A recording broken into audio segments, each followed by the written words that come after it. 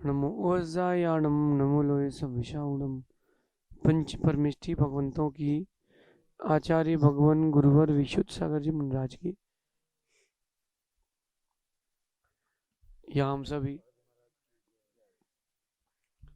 अपने जीवन में सुख की अभिवृद्धि के लिए नीति के विषयों का श्रवण कर रहे हैं।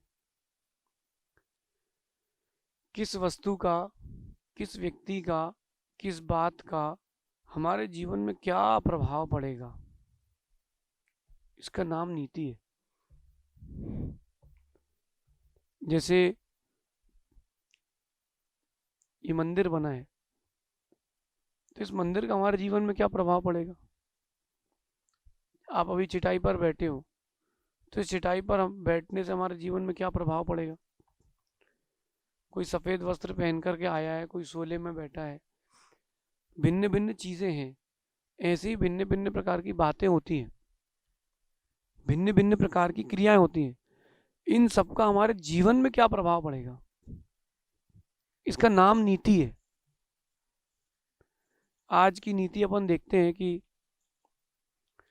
आपके जीवन में किस काम का क्या प्रभाव पड़ेगा, ये सोचना कभी मत भूलना। अपने किस काम से अपने जीवन में क्या क्या प्रभाव पड़ रहा है, इसको सोचना मत भूलना। अगर आपने भविष्य का विचार ना करके कोई काम किया है, तो बहुत बड़ी हानि हो जाएगी।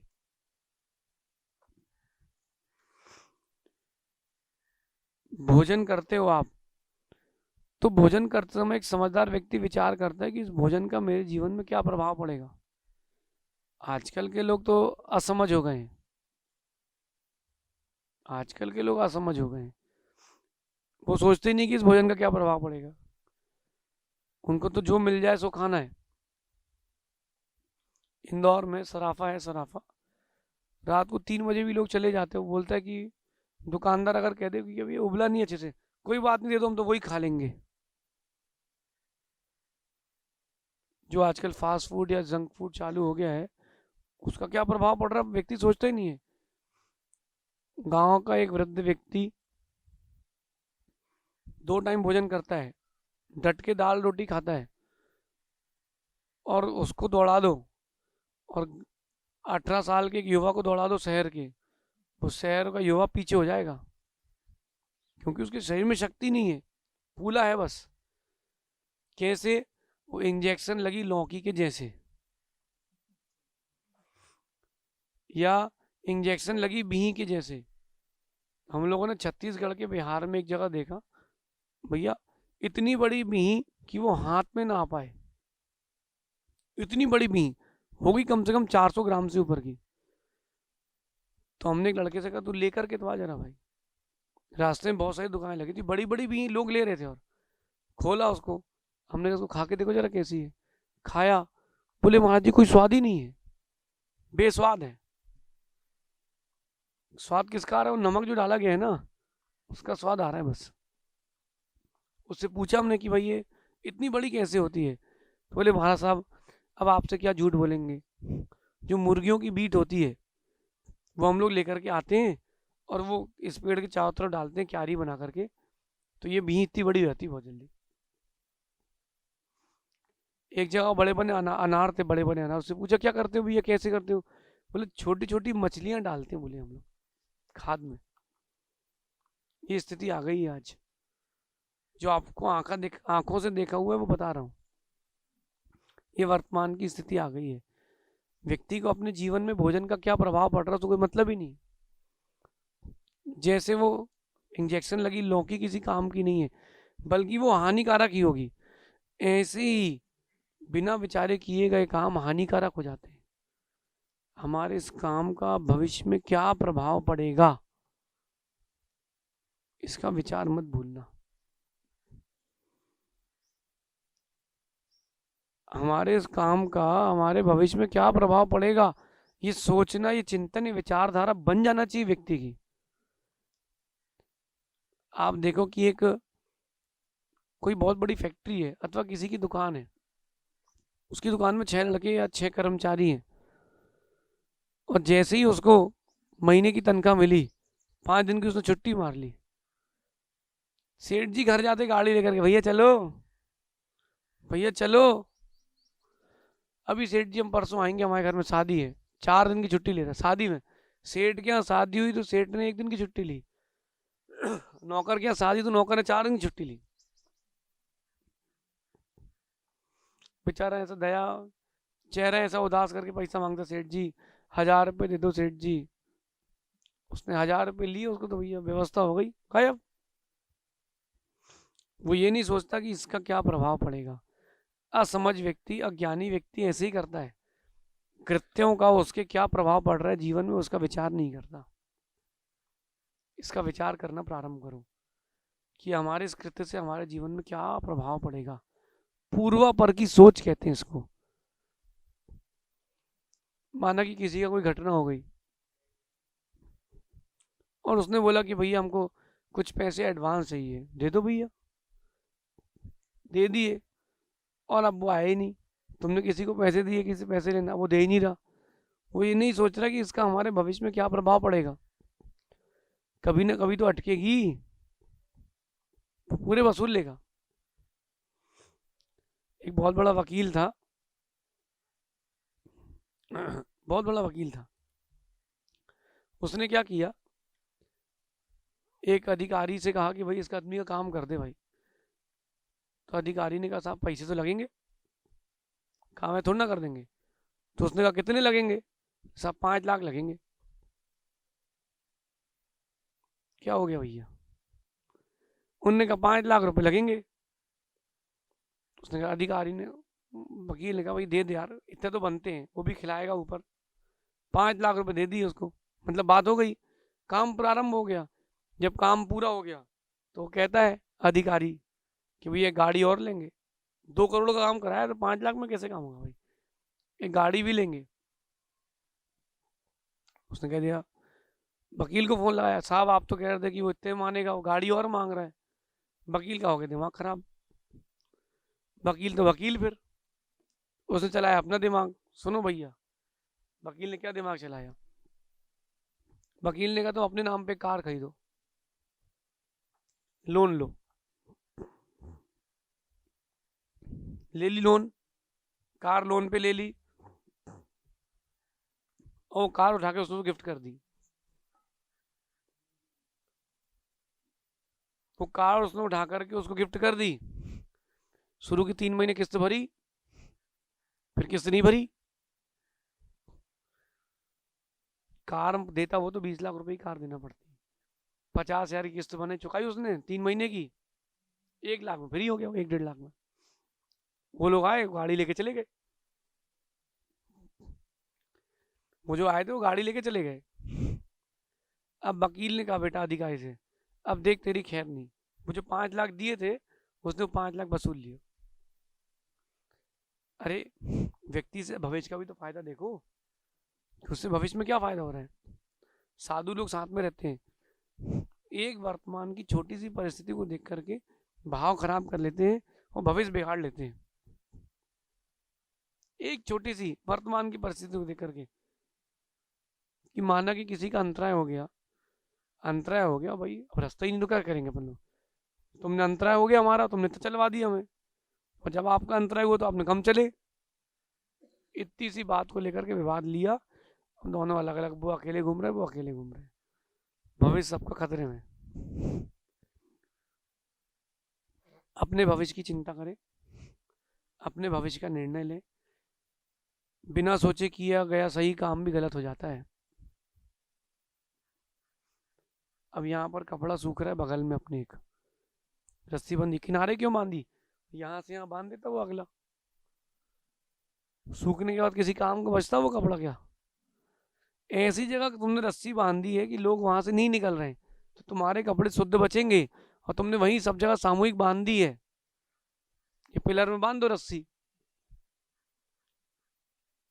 बिना सोचे किए गया सही काम भी गलत हो जाता है, इसलिए सोच विचार कर निर्णय लें। आगे का नहीं, बहुत आगे का सोचें, पीछे का नहीं, बहुत पीछे का सोचें कि इसका प्रभाव पीछे कितना पड़ेगा। जो पीछे हम एक अपनी इमेज बना के आ चुके हैं, गुडविल बना के आ चुके हैं, उसका प्रभाव पीछे क्या पड़ेगा? जब भी किसी से कुछ कहो, जब भी किसी को सुनो, दोनों में बहुत विचार करके सुनना।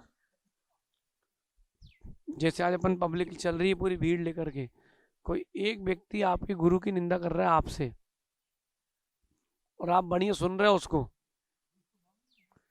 अरे एक व्यक्ति की निंदा, एक व्यक्ति आपके गुरु की निंदा कर रहा है और आप सुन रहे हो, आपने उसको कोई प्रतिकार नहीं किया, उसको इग्नोर भी नहीं किया, सुन रहे हो बढ़िया चाव से। भविष्य में तुम्हारे ऊपर उंगली उठेगी, जो बाकी जो 25 चल रहे थे ना, वो बोलेंगे कैसा आदमी है यार, कैसे साधु है, अपने ही गुरु की निंदा सुन रहे हैं, मतलब गुरु से इनकी प्रीति नहीं है।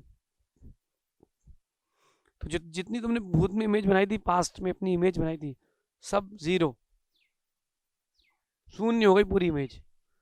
हाँ, उसको चिल्लाना नहीं, भगाना नहीं, मारना नहीं, पीटना नहीं, नहीं तो भविष्य की इमेज खराब होगी।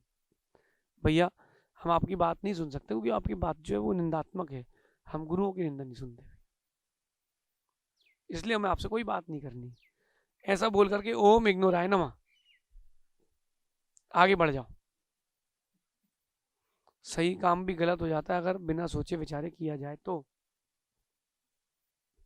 माँ रोटी बनाती है तो देख लेती घर में कितने लोग हैं,